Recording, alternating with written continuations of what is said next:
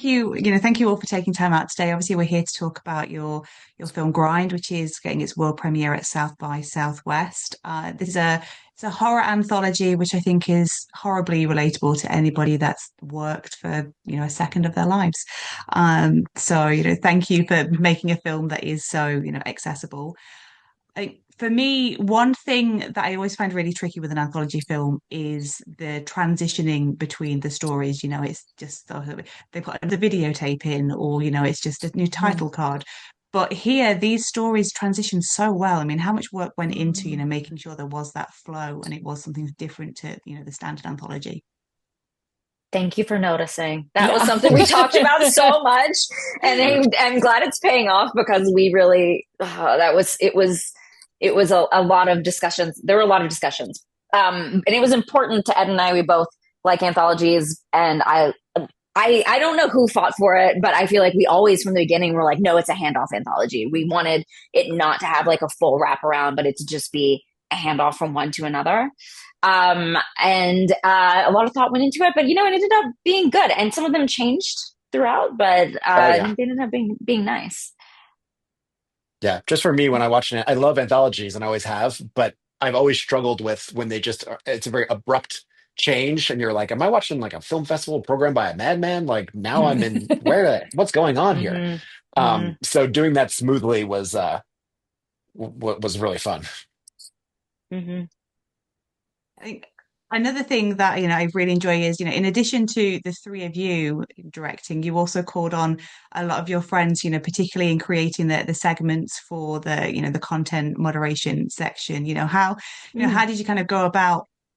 Was it just like an open call in like the WhatsApp group, like, hey, come along, make something really weird for us? What's funny now in retrospect is we didn't have that much of a plan. Like shooting content, we're like, and then we'll figure out those videos later. Now I would be terrified by that. But I think just over the course of the months in post, at one point I was like, oh, what if Anthony Cousins, we call him the master of horror, and he goes and makes a bunch of those videos. And he had said that he could go to Minnesota and shoot a bunch of them super cheaply. And we had a Google Doc where we would just write down what a horrible video could be. And he went and filmed a bunch of those. And then I gathered more from some other friends. And I did at one point go on Fiverr and I was trying to get people and this one guy who had these crazy puppets was like, I watched your film. It's really good. You don't need me. I'm not going to improve your film. I think you're done. So I was like, okay, I guess we have enough.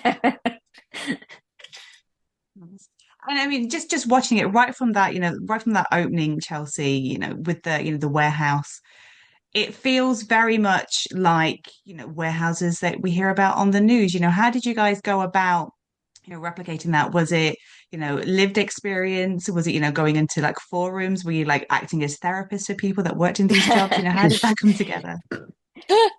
Well, I also, as someone who has worked in the gig economy, very familiar with it, but I also wanted to very much think about how we were bringing everyone, the audience, into this world, and then finding the warehouse itself was one of the biggest challenges.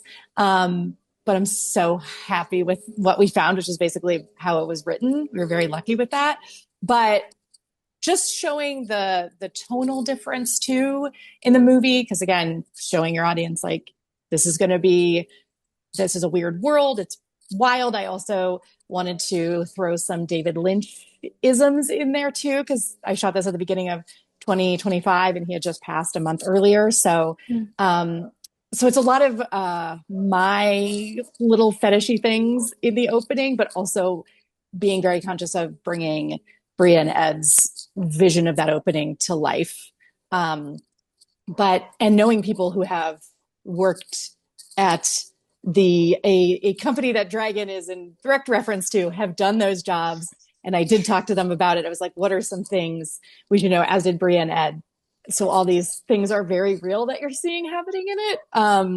And it was such a delight to like bring that to life. Yeah, I feel like oh, sorry.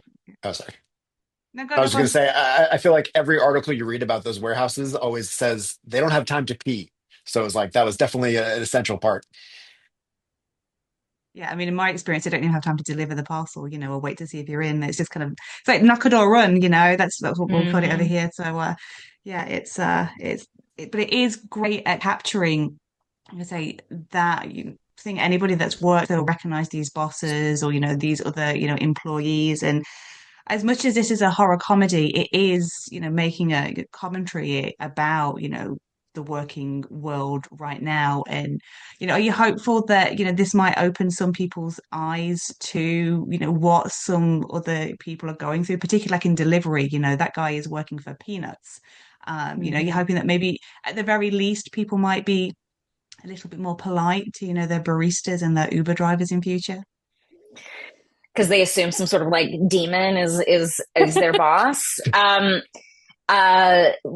I mean, we definitely think of it as a satire, and I think any good satire should make you think about the world that you're living in and what it's satirizing. It's wild how much there is to satirize within this late stage capitalist hellscape that we're living in. And so, yeah, for sure. I mean, Ed and I both come from a very like political backgrounds, Chelsea too. But particularly we were like in the punk scene in the 90s. And I think that was a place where politics and art went hand in hand. So it makes sense for us to include politics in our art. We can't escape it. To me, they're always going to be the same.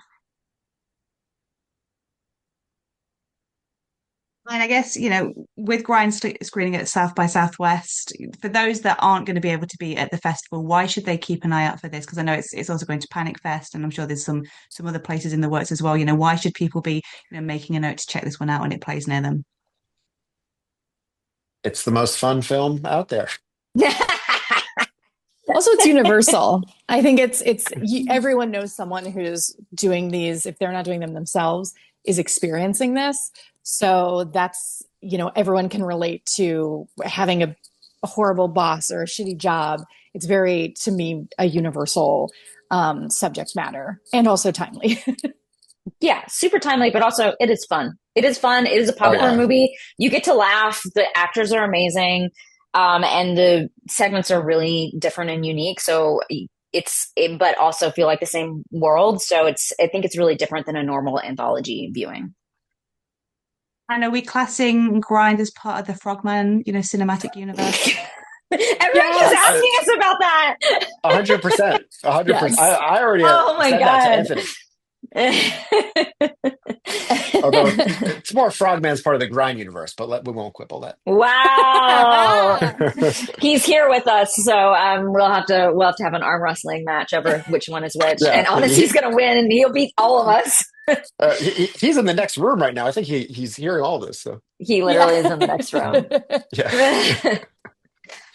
I think that's a great thing about genre films when they do have those little Easter eggs, for people that are so immersed, particularly within the indie horror. You can watch something like Grind and in no way, shape, or form expect that you're going to be seeing Frogman, but then suddenly you are, and it's nice. I mean, it must be important for you guys as filmmakers, for people to pick up on these things, and then that maybe further down the line, you'll be an Easter egg in one of their films.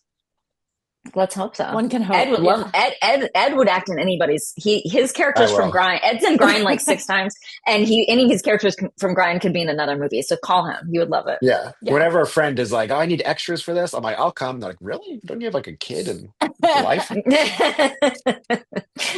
Exactly why you want to go. I have a kid. It's nice to be a Oh my god. Ed's in the lucky. You're in the Lucky universe. You're in the Lucky universe, the Natasha Kermani universe. Oh yeah, I'm featured quite extensively. Yeah.